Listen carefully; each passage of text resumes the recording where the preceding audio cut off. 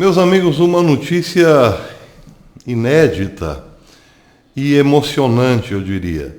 A agência Reuters publicou hoje no seu site, e a notícia também foi dada pelo Times of Israel, que 25 líderes religiosos muçulmanos fizeram hoje uma visita inédita ao campo de concentração Auschwitz, na Polônia, onde foram executados mais de 1 milhão de judeus na Segunda Guerra Mundial.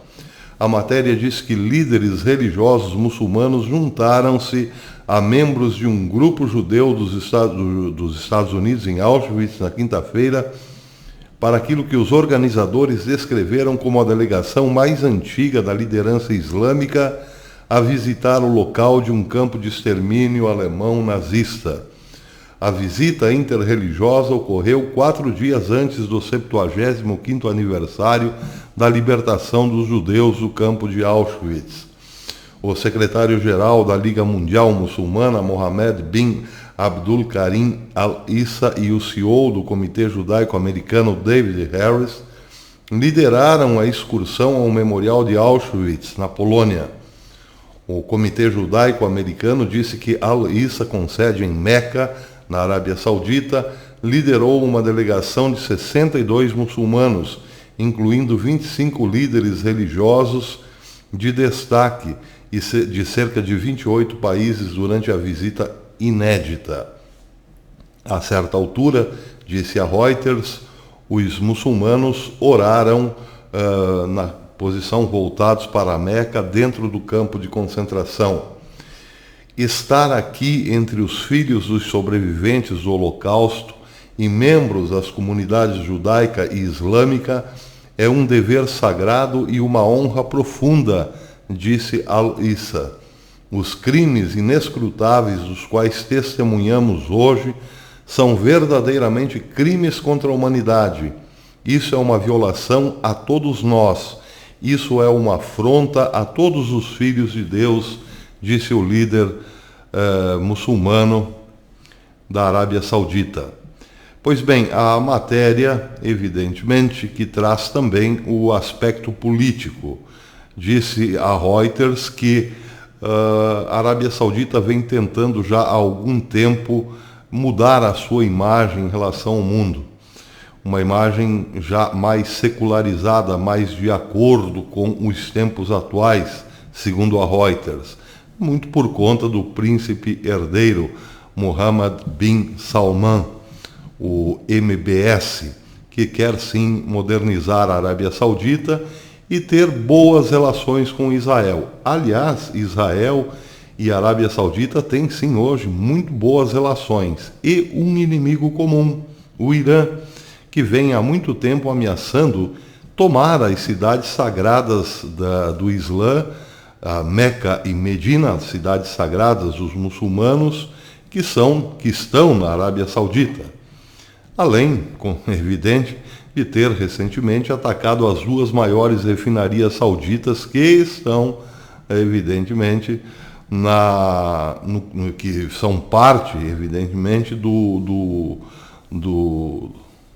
da riqueza saudita. Enfim, trata-se, claro, também de uma ameaça para os sauditas, sem falar que o Irã, volta e meia, volta a apelar para que todos os muçulmanos se voltem contra Israel e Estados Unidos. Isso todo mundo já sabe.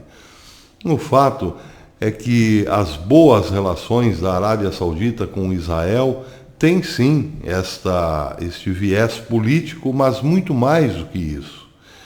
Faz lembrar que judeus e muçulmanos são irmãos, né? Vêm do mesmo pai, Abraão.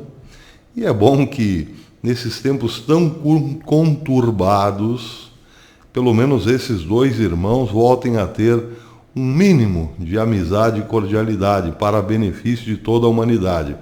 O Irã, por exemplo, é o único país a não reconhecer o Holocausto. É algo absurdo, mais ou menos como não reconhecer que o inglês é a língua oficial dos Estados Unidos.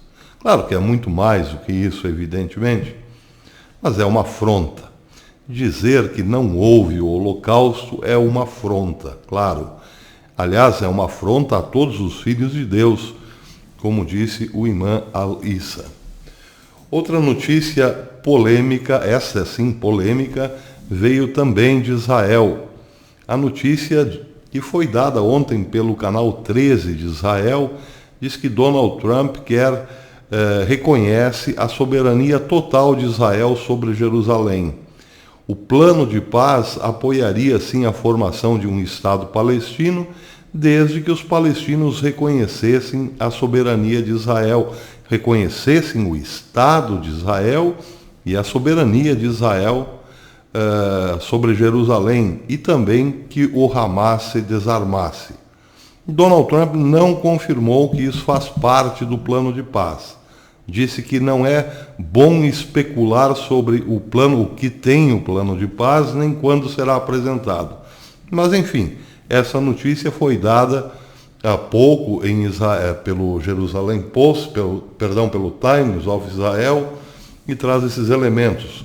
A matéria diz que o plano de paz entre Israel e palestinos, o plano do governo Trump para Israel e os palestinos, a ser apresentado na Casa Branca ao primeiro-ministro Benjamin Netanyahu e o seu rival Benny Gantz, do Partido Azul e Branco, prevê a soberania israelense completa em Jerusalém e também reconhece a anexação de todos os assentamentos da Cisjordânia por Israel. E disse à TV que deu a notícia que este é um processo sem retorno, muito significativo para Israel e para os refugiados palestinos, disse a TV israelense. O plano, segundo a TV, constitui a proposta mais generosa já apresentada a Israel. A TV disse que teve acesso ao relatório.